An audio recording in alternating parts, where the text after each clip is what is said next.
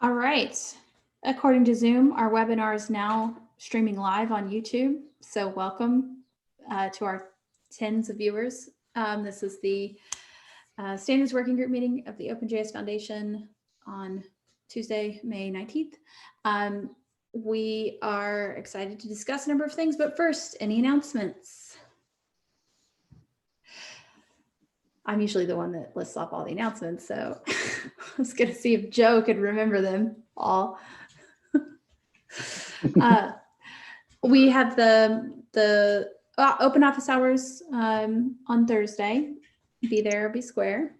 We also have the marketing committee meeting coming up right after this one, and hopefully a public session of the OpenJS Foundation board meeting on Friday. All of those events are, of course, on the public calendar, which you can check out at openjsf.org/collaborate. And you can subscribe to the calendar to get all those in your calendar. We also have the summit that's coming up in like 4 weeks, just over 4 weeks, is Collab Summit and OpenJS World, which is pretty exciting. I am so jazzed / terrified. I'm so excited because it's going to be really cool, but we need all of our projects to submit their sessions and also register. So everyone here should register quick ASAP. Other announcements? Nope. Cool. Then let's move on to our agenda. If I may ask really briefly to discuss the blog post, because that's a long running work item that I think we can be done with today. We have introducing the standards working group post that our group has been collaborating on asynchronously in Slack. Kind of the last version is up here. I just popped the link to you all in the Zoom chat. I'm curious if you've had a chance to read it, if you're ready, if you think it's ready to ship, we can get it over to Rachel and say we're happy with it, ship it, or any other changes we want to see, any edits we want to make.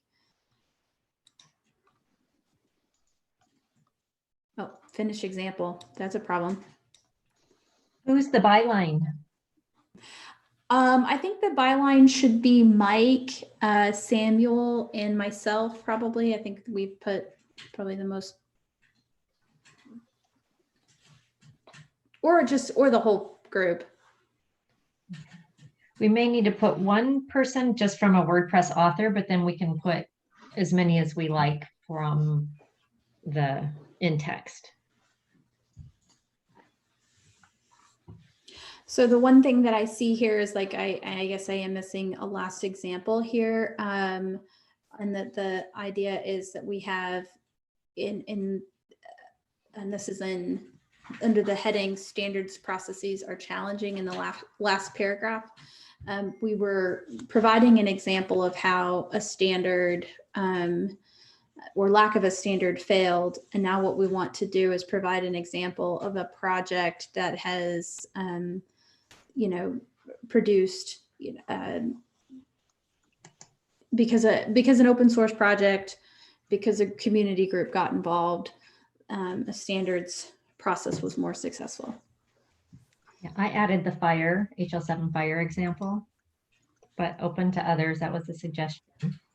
I think it makes sense. And I liked how short and sweet it was. I was like, yep, works for me. So.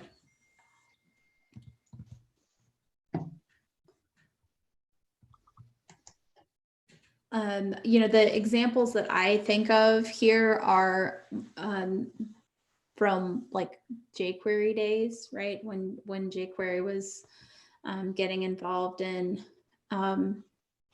TC39 and some of the benefit that provided the committee. I wasn't exactly there for that, so I feel bad. I would feel bad kind of offering that as an example.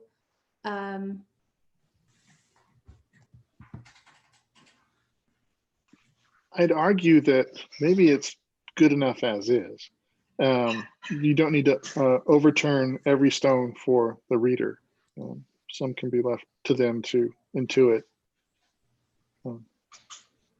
So like just deleting the last paragraph altogether? Yeah, pretty much. You know, I think you might be heading down the path where you're over delivering for you know, the audience. It is already kind of long. Yeah. I think it's good. I mean, I don't think you need to keep adding things. Mike, what do you think? If you're I think yeah, I think if we don't have compelling content there, then we can cut it. And yeah, I think readers can connect the dots. And to your earlier question, I think we could put you down as the WordPress author and then just the group as the byline. Okay, well, I just deleted it. So now I think, okay, I think we can ship it, and we will deliver unto Rachel one blog post and she will be so happy. So I thank everybody for weighing in and helping get this done, especially Mike. Groovy. Related to this one is the issue number 80, which is the working group mission statement, which we kind of incorporate into that blog post. We have some sample text from Mike in the issue that, you know, and it also gets incorporated in the post. I wonder if we have any other suggestions or edits, or do we just want to say that's good and let's land that. And for those who aren't able to look at that on their phones or something, the text is: the standards working group actively monitors evolving standards to educate projects about developments that might affect them and helps projects formulate standard strategies and advance them before standards bodies.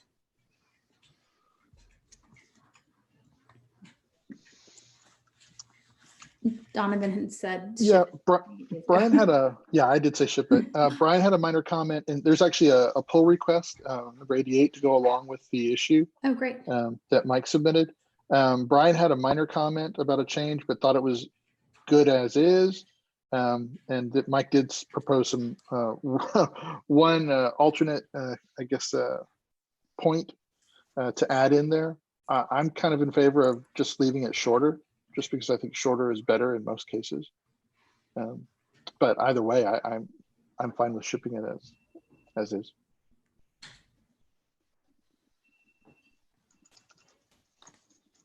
I'm keen to ship it. Close issue, merge. I mean, unless somebody has a strong opinion. All right. Brian said that he likes the verbiage. He wanted that change, but he didn't seem, you know, my reading of his comment in. He says it's fine if this ships as is. So what we could do, since Brian's not here, is ship it as is and let him suggest a change if he thinks it's still needed. That sounds good to me. I say let's merge it in. And I'll merge it and put a note in there for Brian. Let him know if he feels we should. He can open an issue and we'll make a change. Groovy, love that.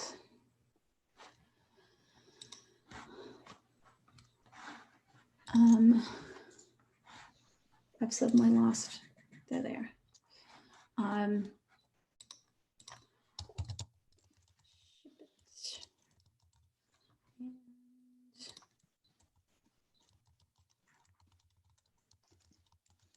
Okay, cool.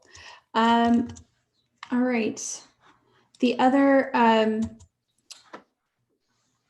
open issue that we had related to this was issue 81 about collecting info from meeting attendees. I'm gonna suggest that we can close this one because we've got the info that we need, the data we were looking for the post. I don't know why we would need or want to collect this info in an ongoing way. So any objections to closing this? Nope. This is number 81. Okay. Say we're done with post.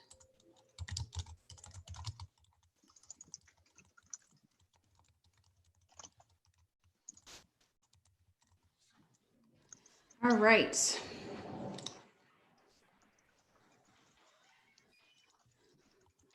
And working back up. Now we get back to our longer running discussions around the participation in TC39.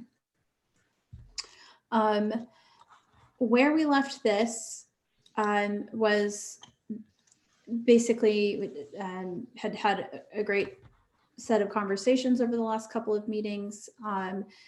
Mike, Samuel, and I both separately included kind of comments that I think more or less wrap, or at least kind of get us to a shared state of where we left things after the last meeting.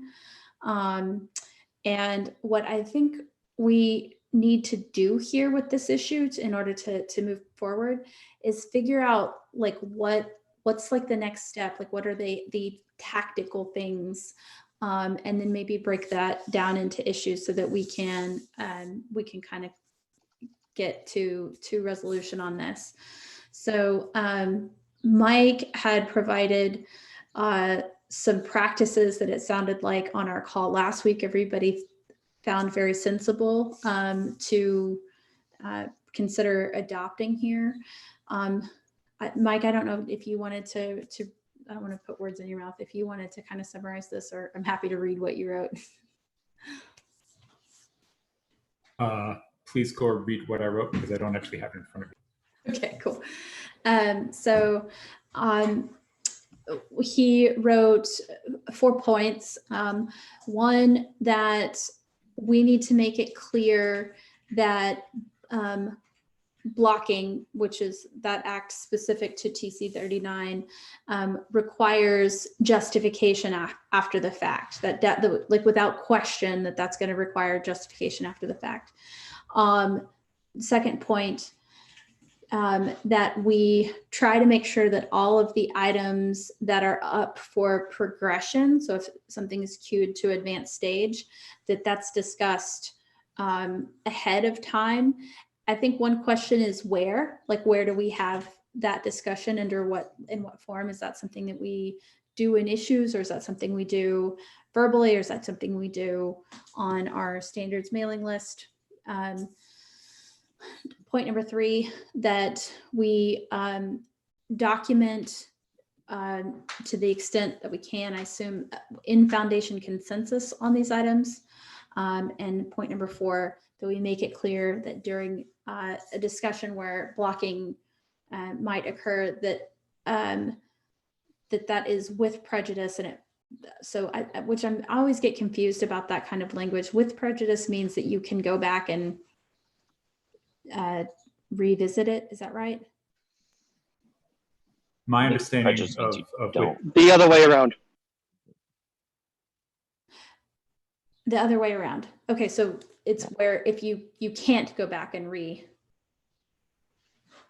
it. I mean, yeah, I don't think that distinction really ever comes up in TC39. Like, blocks are always revisitable. But yeah, in my experience, when you use the term with prejudice, you're basically saying, I will never go back on my block here.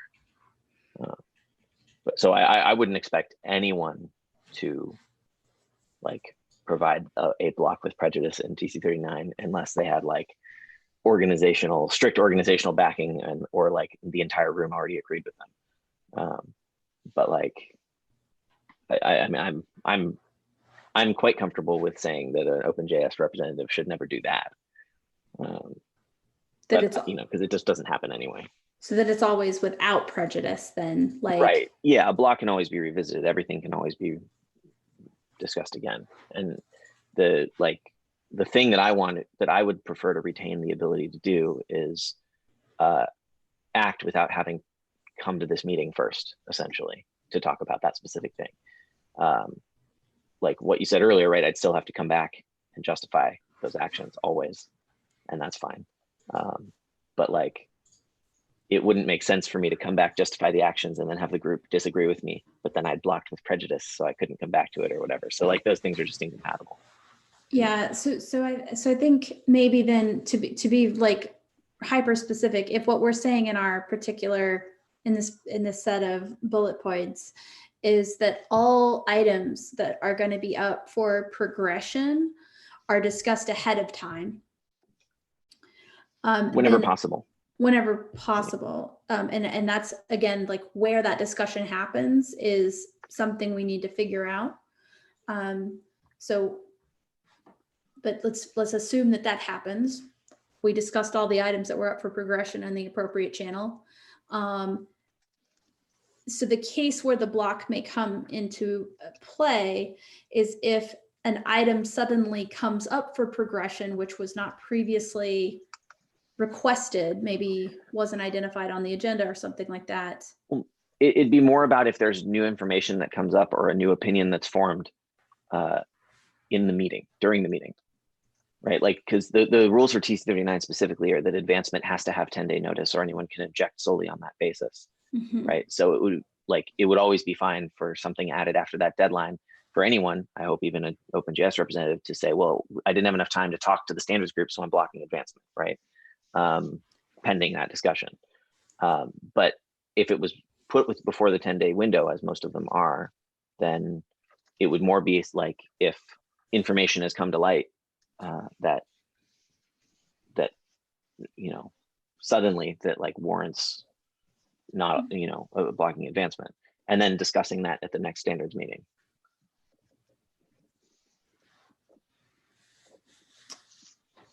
Like essentially, I'm concerned with having my hands be tied, that like something that I think needs to be blocked can't be by me because of some rule here. Whereas like, you know, yeah, and this is assuming always that I would be able to justify that action later.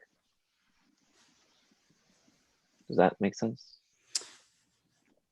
Yeah, I think so. I'm just thinking about that in terms of like this set of, you know, practices that, because, you know, the other balance, right, that Miles brought up and Robin, and that I certainly have come to really think hard about and understand is like the balance that the role of an organization like OpenJS Foundation plays when it joins as a member to this group, right? And that to me is an idea that should be sort of a first principle, right? Like if we all understand, you know, what that role is, then it helps inform decision making and how we think about what we're doing there. And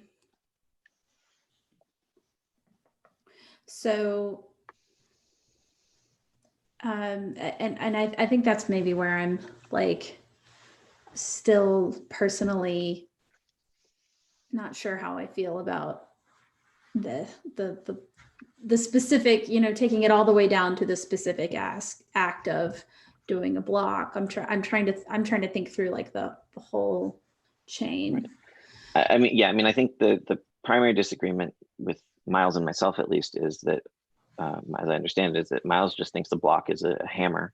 It's like a big tool, and he wants to special case that.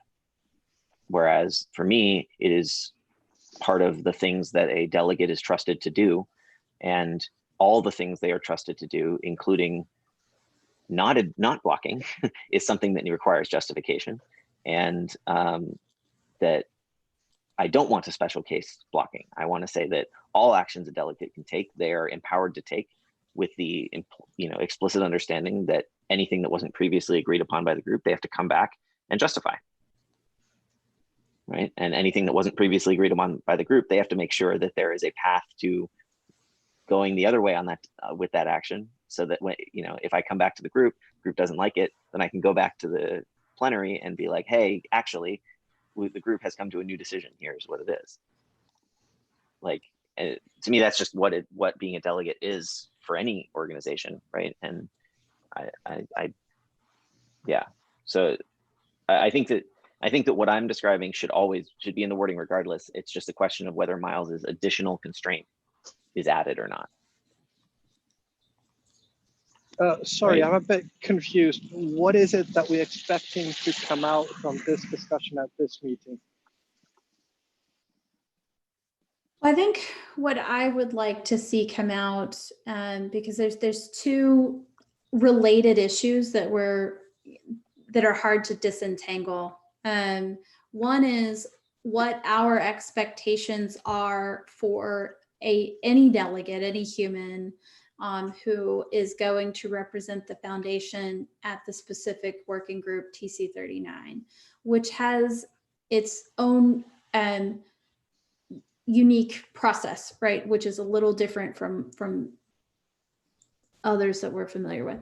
So that those expectations in that forum, what are they? And there's a specific set of questions around the act of blocking, which is in the W3C parlance would be like, voting no to, approve or, that kind of thing. So the act of blocking is something that's much more live and dynamic than it is in a forum like the W3C, because they take issues up. Right. And like TC39, when they do a formal vote, I would not expect to issue a formal vote on behalf of the OpenJS Foundation without having previously confirmed with anyone. That is a big deal to me, right? Whether it's yes or no. But blocking like consensus is not about formal voting. That is just the humans in the room and their opinions. And that is the intention of that process. So that's what I hope to preserve. I wonder too, I know this was something that was up for discussion for a while. TC39 has a process document, which is really more about stage advancement than it is like individual expectations for participating in the process. So there was some discussion maybe a year ago, or no, actually it feels like a year ago, but it was actually in the fall, around like rethinking that, or basically like kind of recodifying TC39 process from the standpoint of memorializing some of the historical institutional knowledge and stuff like that. Is that gone anywhere? I don't know.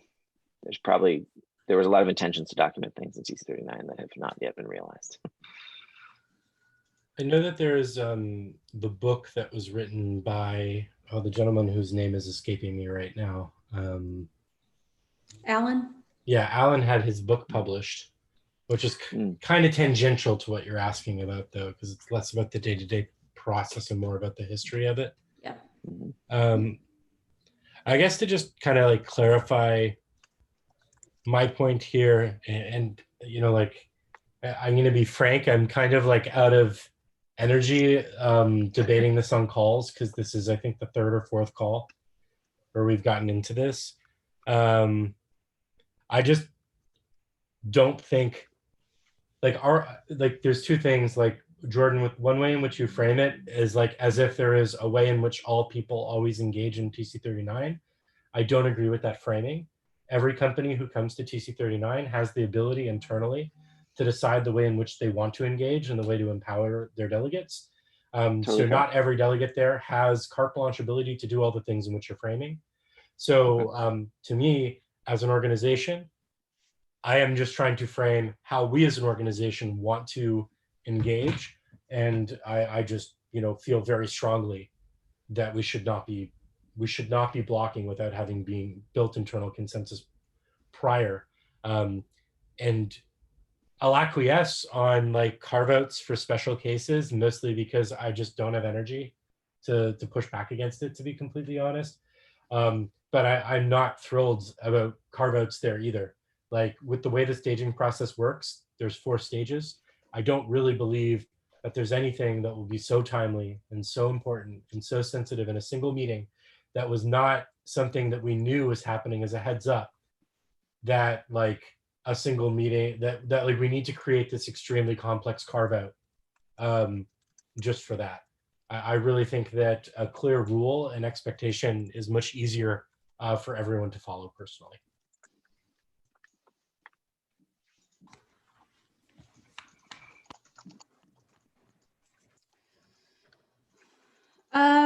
I do agree with Miles that this is something that we've been kicking the tires on, but not in an unproductive way. And I do want to thank everybody for that.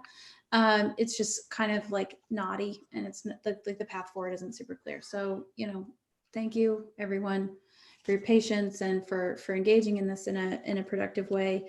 We do want to figure out how to make progress on it. So what I might suggest, and here's my proposal to move this forward a little bit.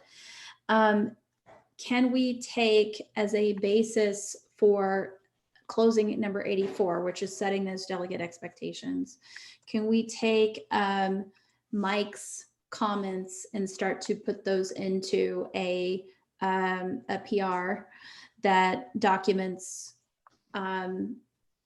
our expectations in that specific forum, noting, of course, that this is specific to TC39 because of TC39's unique working mode, but that we not move forward on the question of the block at this time. Like the other things be true, but like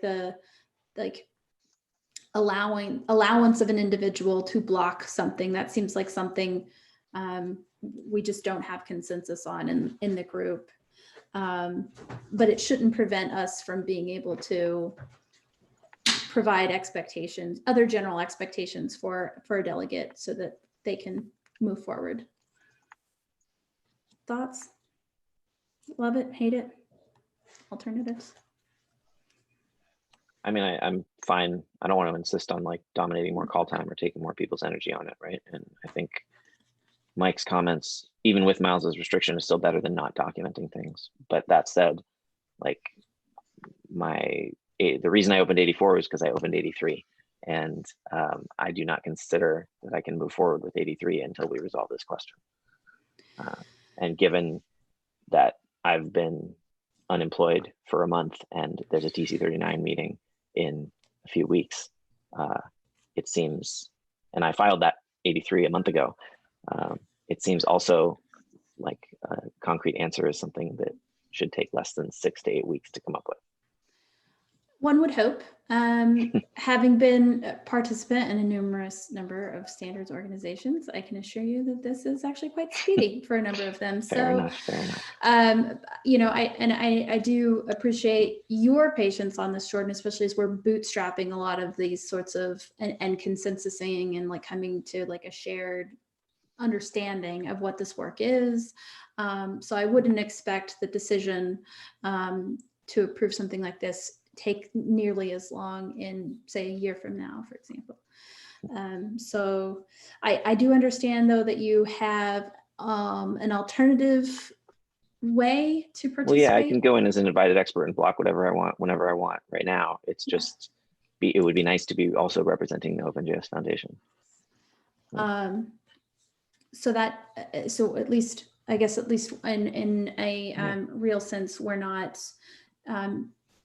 depriving the committee of one of its more valued that's fair. attendees. Yeah. So, okay, all right. I like Jory's idea. One recommendation is, okay, I don't honestly care which way we go on the blocking issue, but just encode it that the first time it actually comes up in practice, we then review how to handle it in the future, so that we don't absolutely need to decide now how to do things forever, but explicitly say, this is what we're going to do the first time it actually comes up, then we're going to review the situation. I mean, that seems reasonable to me. Yeah, I agree. That gives me the ability to block, but means that the first time I do it without discussion first, then, you know, that might be the end of that ability if I do not handle it in the way the group is okay with. I disagree. I think if you create a loophole too big, it's like not having a policy at all. Okay. Sorry to interrupt. I think Brian wanted to have some input on this, and he's currently an attendee, not a panelist. Oh, never mind. There he is. Great, there he is. Hey, Brian.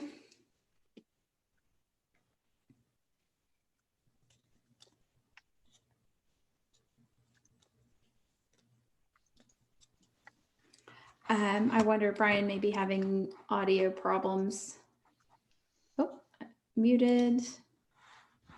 He is. He says his sound isn't working. Let me read his comment from Okay. from Thank Slack. you, Donovan. He says, I'm not sure why we can't have guidance that any blocking ultimately needs Foundation consensus to be sustained. Emphasis on that word. The teams, both Miles and Jordan, are saying this much, and what they disagree on is whether an objection in the room should be presented as tentative.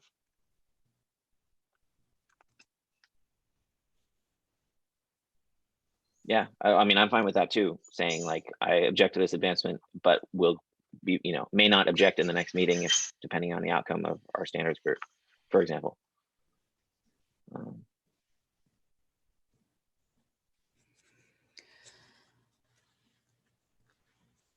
So coming up on like the last like 5 minutes essentially of this meeting, you know, I think what we need to do, just to recap, is to document what we have agreement on, and kind of note that the area of disagreement is specifically on the act of blocking, whether that's allowed, and if so, under what, you know, what does that mean, under what circumstances, and that kind of stuff. That's where we don't have agreement. We do have enough of an idea of what this role is that I think we can move forward for now. And Jordan isn't blocked on his ability to attend the meeting at the end of the month. So I think, or next month, I think this is about as much progress as we can make right now. And I might suggest that we remove the meeting label on the issue for now, and move the work into a pull request and go from there.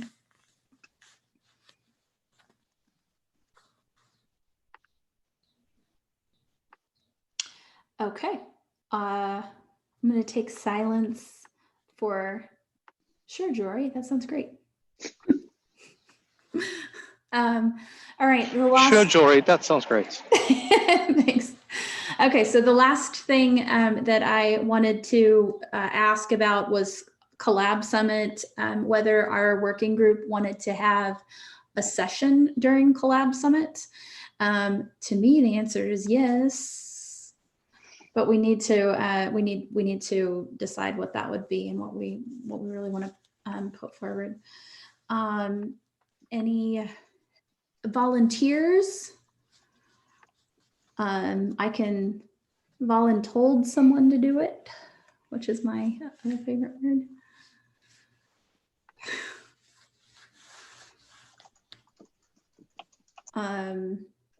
Or of course, if we want to think a little bit more about what that is, we can do that in the standard Slack, which may be what we need to do because we're just about out of time. Does anyone want to like take the action to be like not the person who has to make the issue or do the session or anything, but at least like get the group to decide whether we're going to have a session at Collab Summit? Who wants to be the hero? Come on. So I'm happy to open an issue here in our repo. to kind of ask that question. I think for me, the main reason I'm not jumping up and saying, yes, I'll do it is I can't imagine what the content of that session would be. Yeah, I mean, that's sort of like, I mean, maybe there's nothing we feel like we want to really dive into, so we don't need a session. I mean, I might suggest that it's a session on, organizing our documentation or creating like a path or a process for how a project gets support from this group. Like those are kind of tactical things I could see us doing with our time, or also, workshopping a standards 101 curricula. I don't know. But is there a any curricula we can borrow from, since there's only 4 weeks? yeah. Understanding ICT standardization principles and practice. This is a great book. And also it comes with a full slide deck. So that would be like, we could do that. Probably. And then there's like other stuff too. But. Jory, I think you're the hero here. I've got too much going on. I can't do anything like, anyway, I think there's things we can do. I would love for this group to participate in Collab Summit in some way. And, we'll keep kicking the tires on what it is that we end up doing. So. I'll open an issue, because if we don't discuss until our next call, then that's half the time remaining until the summit. Yeah. So I'll open an issue. We'll see what kind of activity can happen there. I'm not optimistic, to be honest. I'm not either, but hey, we'll have it open and we'll try. But I think the intent to make this, group more accessible to the projects is something to think through for sure. Yes, definitely. All right. So, yep, we're at the top of the hour, and it's been a long day of meetings so far. So I say we say farewell, and chat with you all on Slack and in the issues. Thank you all very much for attending today. Appreciate it. Thanks, everyone. Thanks, everyone. Bye. And good luck today. Good luck today. All right, good luck.